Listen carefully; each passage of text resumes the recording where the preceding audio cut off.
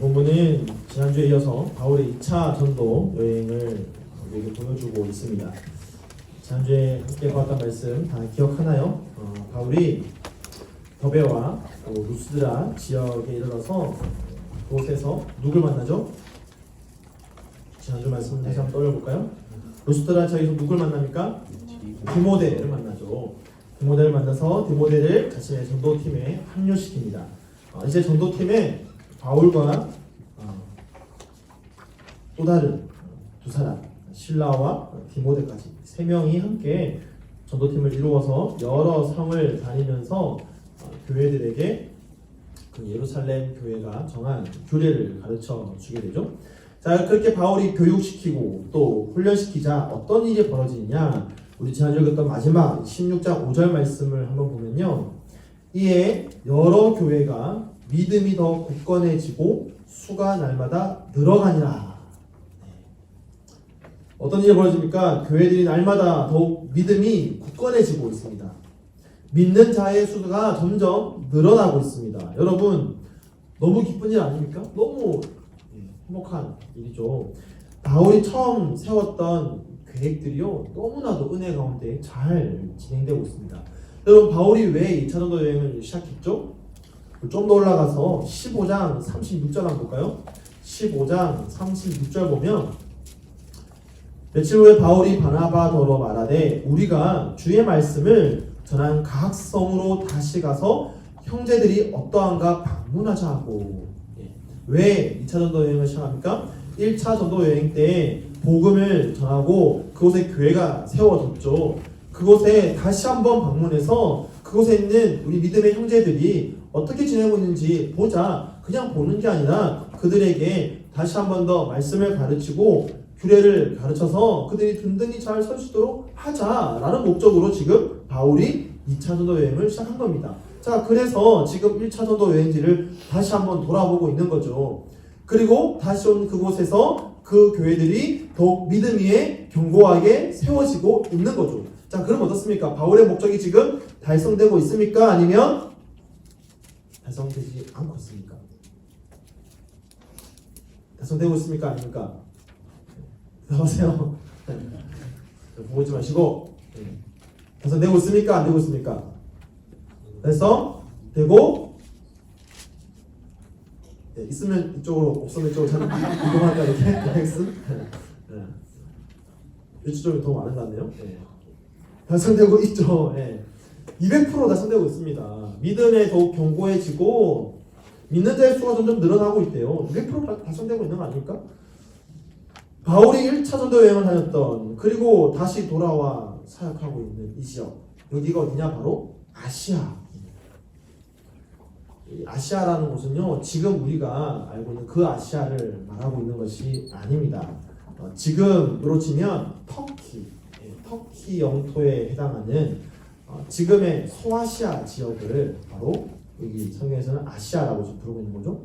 우리가 잘 알고 있는 에베소, 라우디게아, 빌라델비아, 골로새서, 보가모 같은 교회들, 우리가 잘 알고 있는 교회들 맞죠? 잘 알고 있죠, 이 교회들? 저만 알고 있는 거 아니죠? 이런 교회들. 요한계시록 첫 부분에 보면 하나님께서 교회들에 보내는 편지가 나오는데 그때 나오는 교회들이 다 이 소아시아 7개 아닙니까? 이처럼 소아시아 지역에 있는, 이 성경에서 말하는 아시아 지역에 있는 그 곳에 복음을 전하고 또 그들의 믿음이 다시 다져지는 아주 귀한 사역을 지금 바울이 하고 있다는 거. 자, 그런데 너무나 잘 진행되고 있는 이 바울 일행 앞에 반전이 벌어집니다. 자, 이것이 오늘부터 시작되는 이야기인데요. 오늘 우리가 읽었던 6절 말씀 다시 한번 읽어보겠습니다. 16장 6절 말씀 다시 한번 읽어볼게요. 자, 시작. 성령이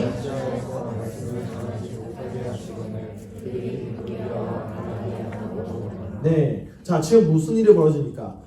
바울이 전도한 아시아 지역, 그곳에 교회가 세워졌고 다시 그곳에 돌아와서 바울이 믿음 위에 그 교회를 더 견고하게 더 세워가고 있는데 지금 성령이 바울로 하여금 어떻게 했다고요? 아시아에서 말씀을 전하지 못하게. 너무 잘 되고 있는데, 너무 사역이 잘 되고 있는데 성령께서 더 이상 이 아시아에서 말씀을 전하지 못하게 하고 있다라는 거예요. 자, 그래서 바울이 어떻게 하느냐? 우리 지도 한번 띄워주실래요? 네, 오늘 제가 전주에 누가 지도를 띄워주면 좋겠다라고 저한테 이야기를 해서 오늘 봤습니다. 자, 우리가 전에 봤던 더베, 루스트라까지 왔어요. 이쪽이 밑에 쪽이 다 아시아 지역입니다. 근데 성령이 이 아시아에서 사역을 못하게 하는 거예요. 말씀을 전하지 못하게 하는 거예요. 그래서 저 부르기아 지역 그리고 남부 갈라디아 지역을 돌아서 어디로 가게 됐냐? 자, 우리 7절 볼게요. 7절 말씀. 무시아 앞에 이르러. 자, 무시아가 어디 있습니까? 저쪽 끝에 보입니까? 네, 아시아 지역 끝쪽에 보면 무시아가 보이죠? 자, 무시아 앞에 이르러 어디로 가려고 합니까? 비두니아. 자, 비두니아 여기 나오지 않는데요. 비두니아는 저기 무시아 글자 위에 보면 마치 손가락 하나 튀어나온 것처럼 보이죠? 네, 저쪽입니다. 저 위로 가려고 하는 거예요. 근데 이때 또 어떤 일이 벌어집니까? 7절 말씀 하반절 보니까 비두니아로 가고자 애쓰되 어떤 일이 벌어지죠? 예수의 영이 허락하지 아니하시니. 아시아에서 사역 잘하고 있는데 아시아에서 말씀 못 전하게 하니까 아시아 저기 끝까지 간 거예요 지금. 근데 그곳에서 비두니아로 가려고 하는데 그것도 못하게 하는 거예요. 또 막혀버린 거죠. 자, 뭐 어떻게 막으셨는지는 모르겠습니다. 성경이 말하고 있지 않으니까. 근데 어쨌든 성경이 이렇게까지 말하고 있는 걸 보니까 바울이 확실하게 알 수 있는 방법으로 지금 바울의 길을 막고 있는 겁니다. 자, 그러자 바울 일행이 어떤 선택합니까? 8절 볼까요? 어떤 선택합니까? 무시아를 지나 어디로 갔다고요? 드로아로 갔습니다. 드로아로 내려갔습니다.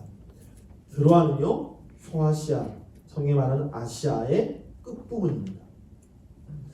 아시아 지역에 자신이 세운 교회를 더욱 믿음 안에서 견고하게 하기 원했던 바울. 근데 점점 아시아에서의 이 사역길이 바뀌는 거죠. 그래서 밀려서 결국 어디까지 오게 되냐? 그 아시아의 가장 끝, 드로아에까지 오게 된 겁니다. 사역이 너무 잘 되고 있었는데 성령께서 그 모든 사역길을 다 막아서 끝으로 밀려서 아시아 가장 끝까지 온 거예요 지금. 마치 벼랑 끝에 내몰린 그런 형국 아닙니까 지금? 바울이 이제 끝까지 온 거예요. 아시아의 끝까지. 자, 이 끝에 와서 어떤 일이 벌어지냐?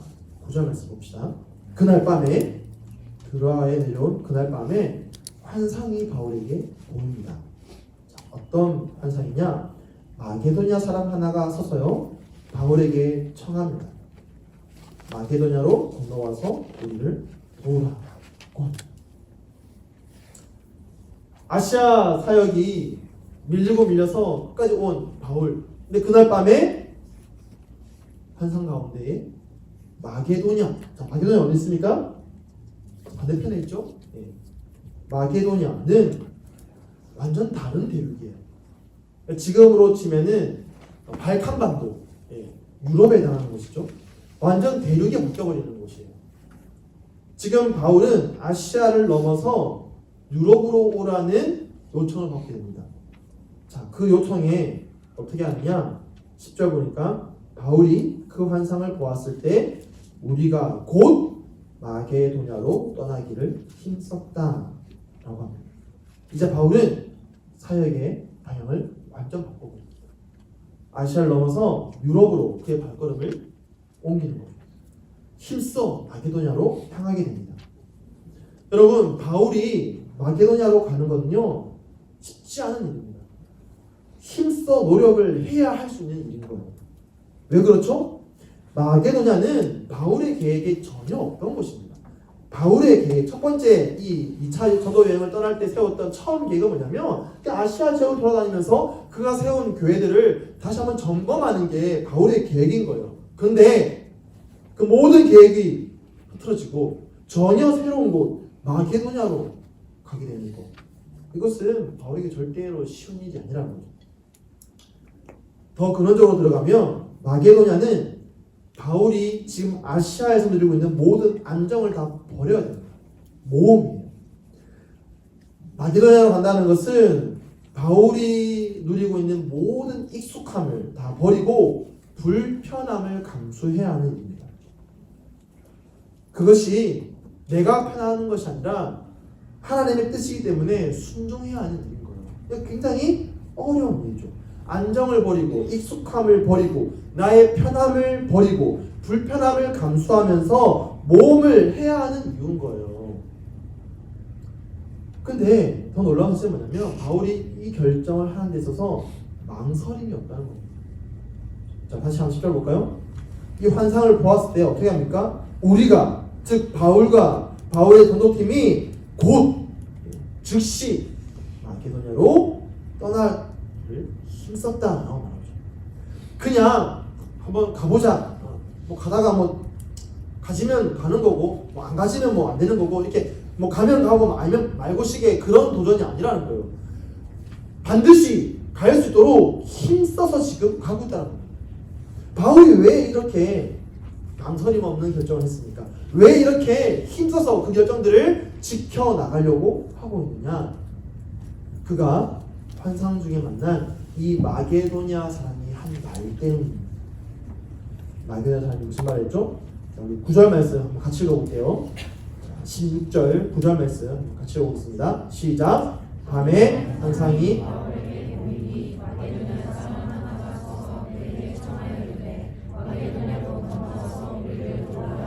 자, 마게도냐 사람이 바울에게 무슨 말을 하죠? 마게도냐로 건너와서 우리를 도우라. 이 말 때문에 바울은 지체함 없이 가는 겁니다.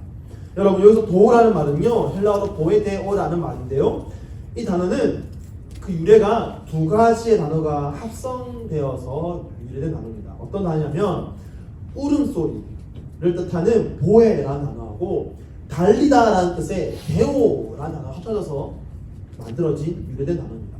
그러니까 이 문자적인 뜻을 더 깊이 들어보면 울음소리를 듣고 달려가다라는 뜻이에요. 도우다라는 말은. 그러니까 문자적인 의미대로 하면은 이런 의미인데, 그러니까 이 단어가 이런 문자적인 그대로 쓰기보다는 그 뉘앙스가 어떤 의미냐? 달려와서 도와주지 않으면 안 될 정도로 지금 절박한 상황 속에, 그런 상황 속에 빠져 있는 그 사람을 도와준다라는 말입니다. 이 단어가 성경의 다른 곳에 어떻게 쓰냐 보니까요, 복음서에 몇 번 나옵니다. 어떻게 복음서에 나오냐 보니까 마태복음 15장에 이 단어가 쓰이거든요. 마태복음 15장에 보면요, 가나안 여인이 나오는데 이 가나안 여인이 예수님을 찾아와서 이야기합니다. 마태복음 15장 22절인데요. 가나안 여자 하나가 그 지경에서 나와서 소리 질러 이르되 주 다윗의 자손이여 나를 불쌍히 여기소서 내 딸이 흉악하게 귀신 들렸나이다. 자, 지금 여인이 뭐 때문에 예수님 찾아왔죠? 자신의 딸이 흉악한 귀신에 들렸대요. 그러면 당연히 예수님 찾아와야죠. 왜냐면 예수님 소문 났잖아요. 귀신 쫓아낸다, 병 치유한다, 그 소문 듣고 이 여인이 찾아온 겁니다. 근데 어떤 영문인지 예수님이 이 여인의 말을 듣고도 한 말씀도 대꾸를 하지 않아요. 왜 대꾸하지 않느냐? 성경은 말하기를 나는 이스라엘 집에 잃어버린 양 외에는 다른 데로 보내심을 받지 않았다라고 예수님 말씀하시거든요. 그러니까 이 이방 여인을 나는 취급하지 않겠다. 나는 유대인을 위해서 먼저 왔기 때문에 먼저 유대인을 위한 사역을 하지 지금 이방 여인에게 내가 신경 쓰지 않겠다라고 말하는 거예요. 자, 이렇게 예수님이 전혀 대꾸도 하지 않고 무시하니까 이 여인이 어떻게 합니까? 여러분 같으면 어떻게 하겠습니까? 내 사랑하는 딸이 귀신 들렸어요 지금. 여러분 귀신 들린 사람은 받는 자 맞는지 모르겠지만 굉장히 섬뜩합니다. 근데 내 딸이, 내 사랑하는 딸이 지금 귀신 들린 거예요. 그럼 지푸라기라도 잡을 신경 아닙니까? 뭐 용하다는 사람 다 찾아가지 않겠습니까? 근데 소문 듣다 보니까 예수님이라는 분이 귀신을 다 쫓아내더라. 뭐 못 고칠 병 없이 다 안전뱅이도 일으키고 죽은 자도 살리고 그런 분이시자더라. 그 찾아간 거예요. 근데 예수님 지금 아무런 대꾸 안 합니다. 그럼 어떻게 합니까? 어쩔 수 없나 보다 하고 돌아가겠습니까? 아니죠. 끝까지 매달리지 않겠습니까? 막 소리 지르는 거예요. 그러니까 제자들이 얘기합니다. 예수님, 좀 저 여자 좀 보내십시오. 너무 시끄럽습니다. 그때 성경은 그 상황을 이렇게 묘사하고 있습니다. 마태복음 15장 25절인데요. 여자가 와서 예수께 절하며 이르되 주여 저를 도우소서. 이때 이 도우소서라는 말이 바로 여기서 쓰인 도에세오란 말이에요. 여러분 뉘앙스 알겠죠? 어떤 뉘앙스입니까? 그냥 좀 도와줄래? 라는 그런 의미가 아니에요. 내 딸이 지금 귀신 들려서 지금 사경을 헤매고 있습니다. 사는 것이 아닙니다. 예수님 제발 좀 도와주십시오. 그 어머니의 마음으로 절규하면서 지금 도움을 구하고 있는 거예요. 그 도와달라는 말인 겁니다. 지금. 여기서 마게도냐 사람이 바울에게 말하는 이 도와달라는 말, 그 어감이 실감납니까? 그냥 바울에게 와서는 너 와서 좀 도와줄래? 그 정도의 어감이 아니라는 거예요. 눈물로 호소하는 절박한 심정으로 지금 바울에게 마게도냐로 와서 우리를 도우라라고 말하고 있는 겁니다. 그것을 지금 누가 하고 있다고요? 마게도냐 사람이 바울에게. 그럼 무엇을 도와달라고 하는 겁니까? 바울은 이 현상을 보고 바로 깨닫습니다. 무엇을 도와달라고 하는 것이냐? 자, 10절 말씀 볼까요? 10절 말씀 하반절에 보니까 이는 하나님이 저 사람들에게 복음을 전하라고 우리를 부르신 줄로 인정함이로라. 자, 마게도냐 사람이 바울에게 뭐 도와달라고 하는 겁니까 지금? 우리 지금 배고프니까 먹을 거 좀 도와달라라고 하는 겁니까? 우리 지금 지식에 목마르고 있으니까 너 지식에 뛰어난 바울 와서 좀 지식을 알려달라라고 도와달라고 하니까 그거 아니라는 거예요. 뭐 도와달라고요? 지금 이 마게도냐 땅에 복음을 듣지 못해서 예수님을 알지 못해서 죽어가는 수많은 사람들이 있으니 와서 도와달라고. 지금 아시아에만 복음 전하고 있지 말고 이 대륙을 건너와서 이 마게도냐에 와서 복음 좀 전해달라고 눈물로 지금 호소하고 있는 겁니다. 그 도움을 호소하는 그 마게도냐 사람의 말을 듣자마자 바울은 말하는 거예요. 하나님이 우리를 부르신 줄로 인정합니다. 우리를 도우라는 말에 우리를 부르신 줄로 인정하는 거예요. 마게도냐 사람이 우리를 도우라라고 하니까 주님이 우리를 부르고 있는구나 라고 인정하는 거예요. 왜냐? 바울의 공동체, 이 바울의 전도팀이라는 공동체는 또 다른 공동체를 돕기 위해서 하나님이 세우신 공동체이기 때문입니다. 여러분, 바울과 그의 일행들은요, 복음으로 사람을 살리고 복음으로 사람을 돕는 일에 쓰임받기 위해서 세워진 공동체입니다. 그렇기 때문에 그들의 공동체가 어떤 목적을 가지고 있는지 제대로 알고 있는 바울은 우리를 도우라는 이 말에 지체 없이 곧장 반응할 수가 있다는 것이죠. 비록 그것이 자신의 안정을 포기해야 하는 그런 일입니다. 자신의 익숙함을 깨뜨려야 하는 일에도 불구하고 바울은 지체 없이 달려간다는 거죠. 현재 자신이 누리고 있는 모든 안정감, 모든 익숙함 다 깨뜨려 버릴 수밖에 없습니다. 왜냐? 바울이 지금 속해 있는 공동체는 그것을 위해 부름받은 공동체입니다. 그러니까 지금 자신의 익숙함 그거는 지금 신경 쓰지 않는 거예요. 왜냐? 자신이 속한 공동체의 목적이 바로 다른 공동체를 복음으로 돕는 일에 있기 때문이죠.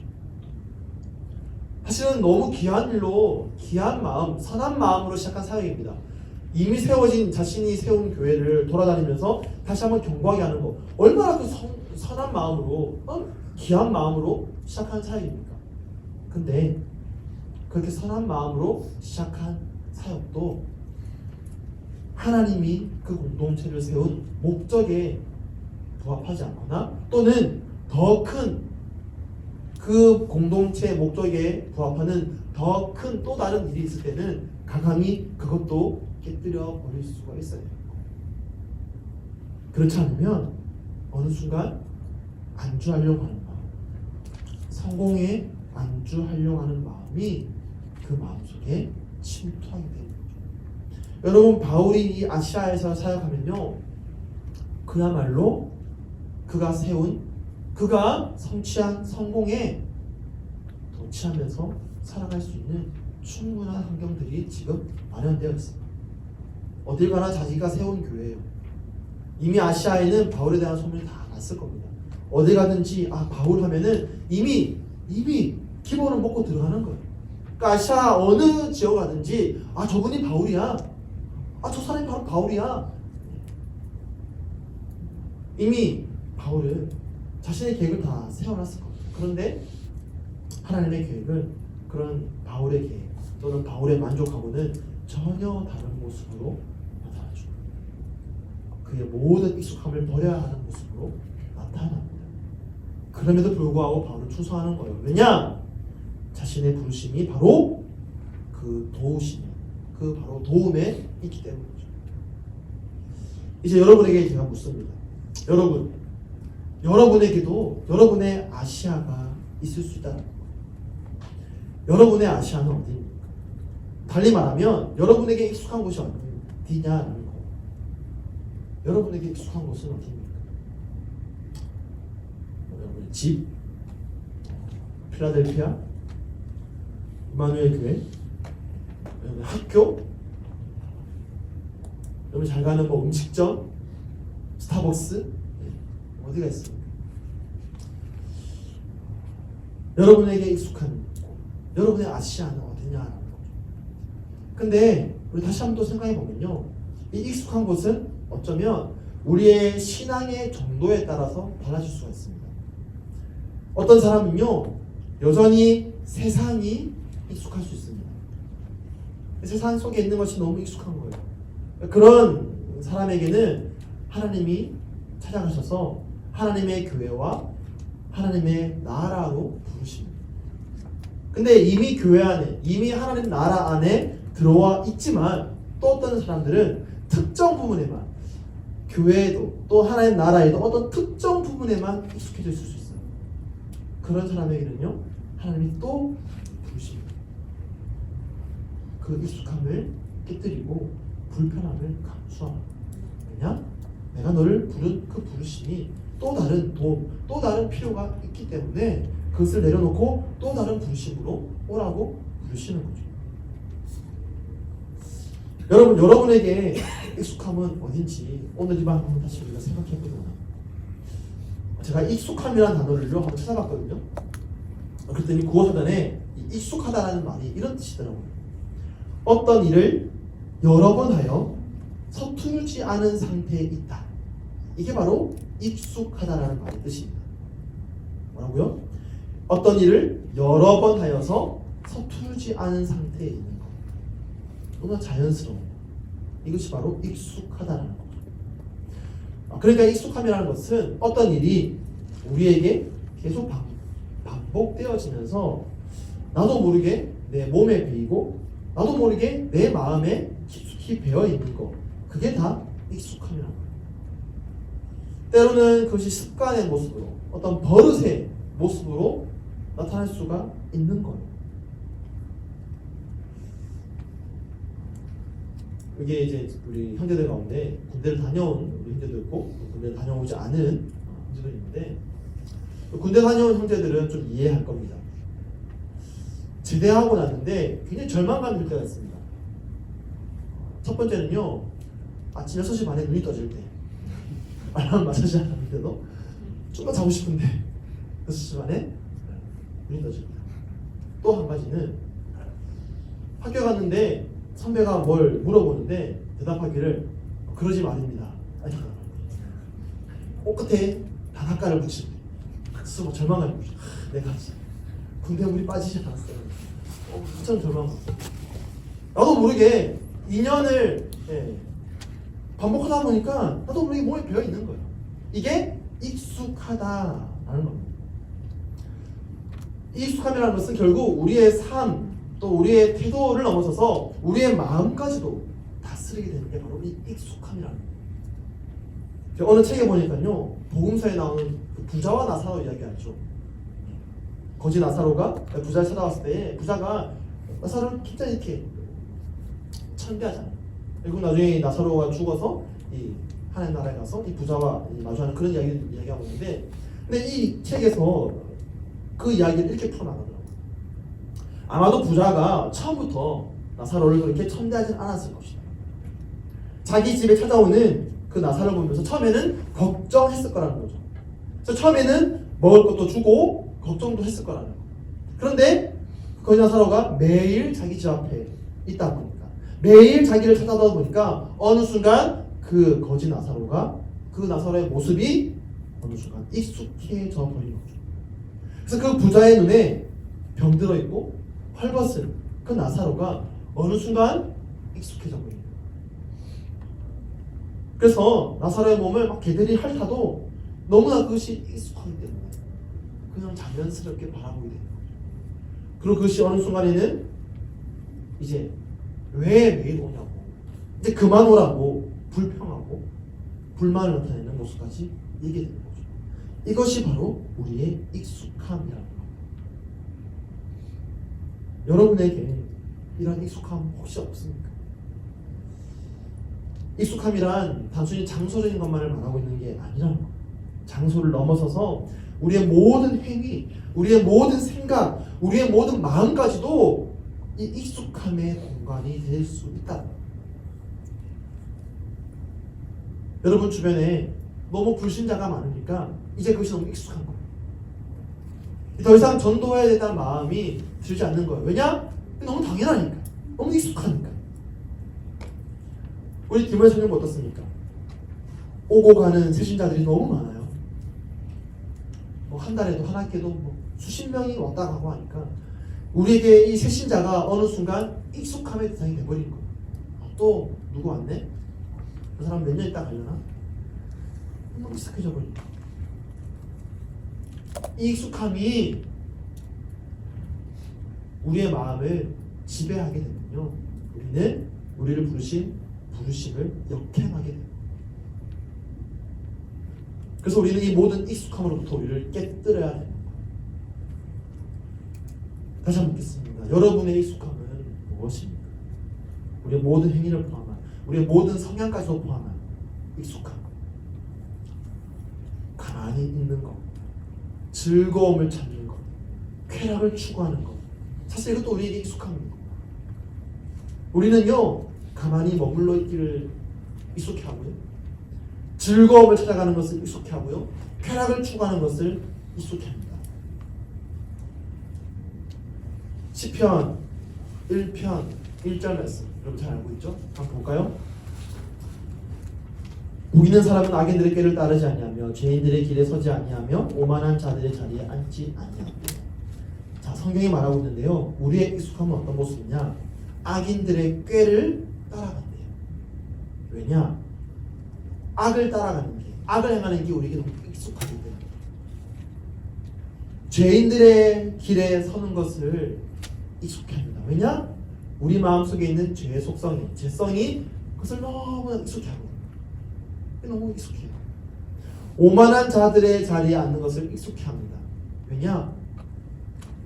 힘쓰지 않아도 오만한 자리에 앉는 것이 너무 우리에게 익숙합니다.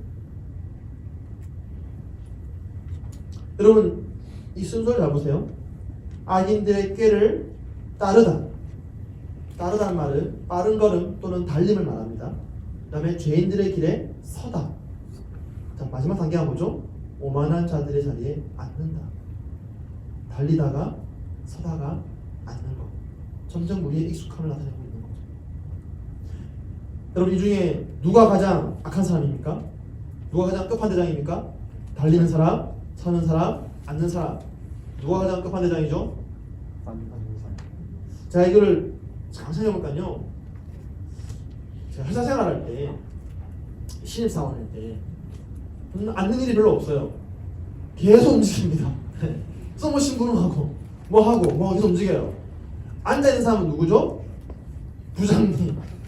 지시하고, 뭐 해와라 그러고, 보고서 받고. 서 있는 사람 누구죠? 보고서 서로 결제 받는 과장님. 서서 결제 받고 있고. 뛰는 사람 누굽니까? 그 보고서 복사하고 철하고 하는 신입사원.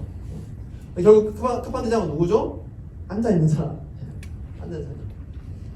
달려가다가 서는 것이 익숙하고요, 서 있다가 앉아있는 게 익숙한 거예요.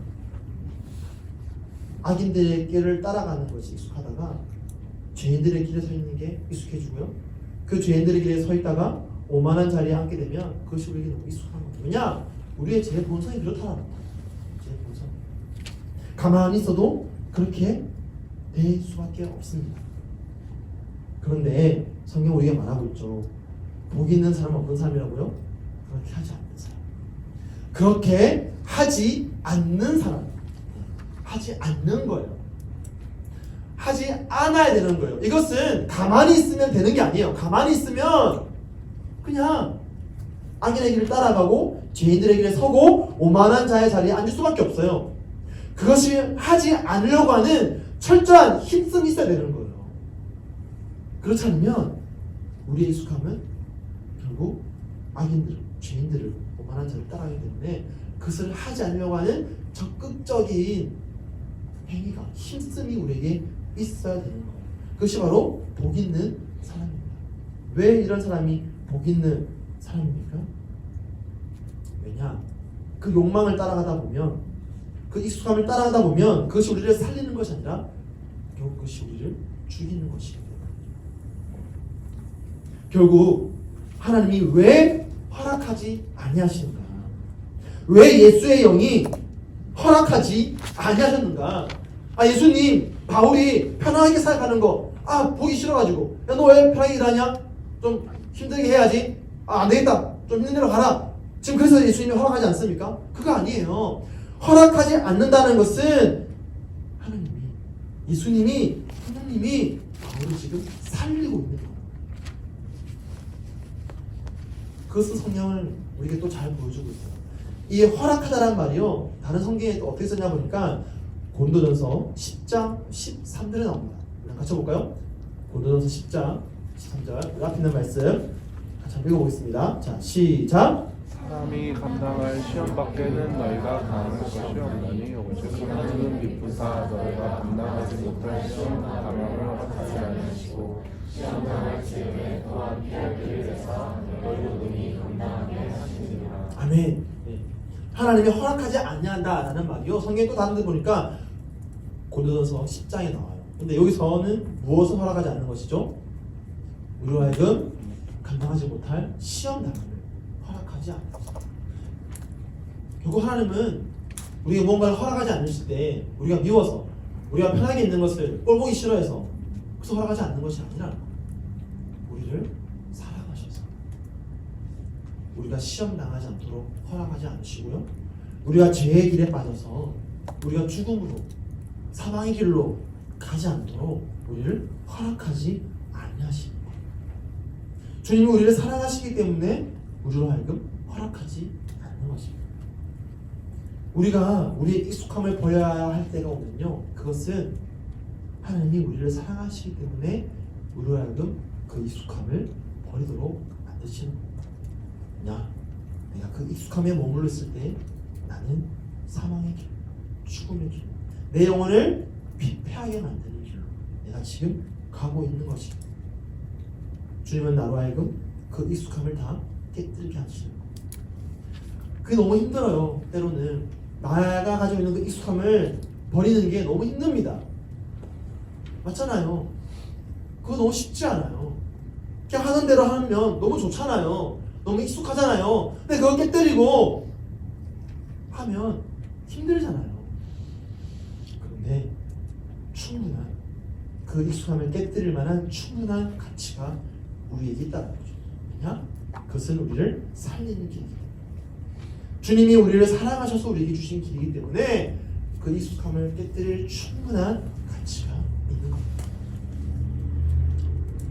그리고 그 익숙함을 깨뜨린 그 본을 주님이 우리에게 먼저 보여주셨기 때문에 우리는 그렇게 할 수가 있는 거죠.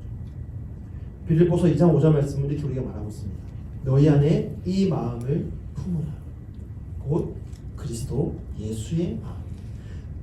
우리 안에 예수님의 마음을 품으래요. 근데 예수님의 마음이 어떤 마음이냐를 보니까 그 다음 6절부터 8절까지 이렇게 말하고 있습니다. 그는 근본 하나님의 본체시나 하나님과 동등됨을 취할 것으로 여기지 아니하시고 오히려 자기를 비워 종의 형체를 가지사 사람들과 같이 되셨고 사람의 모양으로 나타나사 자기를 낮추시고 죽기까지 복종하셨으니 곧 십자가에 죽으십니다.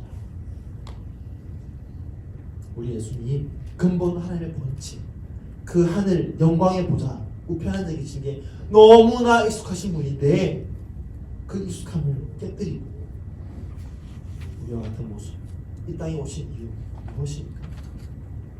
이 땅에 너무나 많은 죄인들이 절규하기 때문이죠. 이 땅에 너무나 많은 사람들이 죽음의 길로, 사망의 길로 가고 있기 때문에 그 절규를 들으시고는 그냥 있을 수가 없는 거죠. 그래서 그 익숙함을 버리고 이 땅에 오신 거예요. 이제 우리도 우리에게 있는 모든 익숙함들을 깨뜨려야 됩니다. 죄로 가는 익숙함을 깨뜨려야 되고요. 우리의 편함을 누리려고 하는 익숙함을 깨뜨려야 되고요. 우리의 영혼을 피폐하게 만드는 익숙함을 깨뜨려야 됩니다. 더 근본적으로는 복음 전하기를 주저하는 우리의 익숙함을 깨뜨려야 됩니다. 아까 얘기했듯이 너무나 주변에 불신자가 많기 때문에 그게 너무나 익숙해져서 또는 복음 전하지 않는 나의 삶이 너무나 익숙해서 복음 전하지 않으면 그것은 주님이 우리를 먼저 구원해 주신 그 부르심에 역행하는, 주님이 왜 우리를 부르셨느냐, 왜 우리를 먼저 구원해 주셨냐, 지금도 사망의 길로 가며 절규하고 있는 자들을 가서 도우라. 여러분, 복음은요 절대로 머물러 있어서는 안 됩니다. 여러분, 복음의 뜻이 뭡니까? 복음의 뜻이 뭐죠? 좋은 소식 아닙니까? 여러분, 소식은요, 소식이라는 것은 전달되어져야 소식인 겁니다. 그냥 내가 간직하고 있으면 그것은 지식이에요. 소식이 아닙니다. 내가 가지고 있는 그 지식을 전달할 때에만 그것은 의미 있는 소식이 되는 거예요. 내가 이 지식을 가지고 있는 건 너무 익숙하죠. 그런데 그것은 복음을 우리에게 주신 참 의미가 아니라는 거예요. 우리에게 먼저 복음을 주신 이유는 복음을 가지고 가서 소식을 전하라는 겁니다. 때로는 그것이 우리의 익숙함을 깨뜨리는 것, 때로는 내 삶의 전체적인 체계를 바꾸는 일이 될지라도 우리는 그것을 해야 되는 겁니다. 왜냐? 그것이 우리를 부르신 목적이기 때문에, 우리를 먼저 구원해 주신 하나님의 뜻이기 때문에 우리는 그것을 깨뜨릴 수가 있어야 됩니다. 여러분, 다시 한번 보겠습니다. 지금 여러분에게 무엇이 익숙합니까? 여러분 삶의 체계는 무엇으로 익숙해져 있습니까? 오늘 주님 여러분에게 말씀하십니다. 환상 가운데 너희가 나를 도와라. 너희가 저들을 도와라. 너희의 익숙함을 깨뜨리고 와서 도우라. 그 말씀에 오늘 이 밤 여러분의 삶을 다하여서 순종할 수 있는 그 여러분의 삶이 되기를 예수님으로 간절히 축원드립니다. 오늘 말씀을 준비하면서요, 이 찬양이 계속 제 마음속에 남겨놨는데요. 찬양할까요? 내 삶을 깨뜨립니다.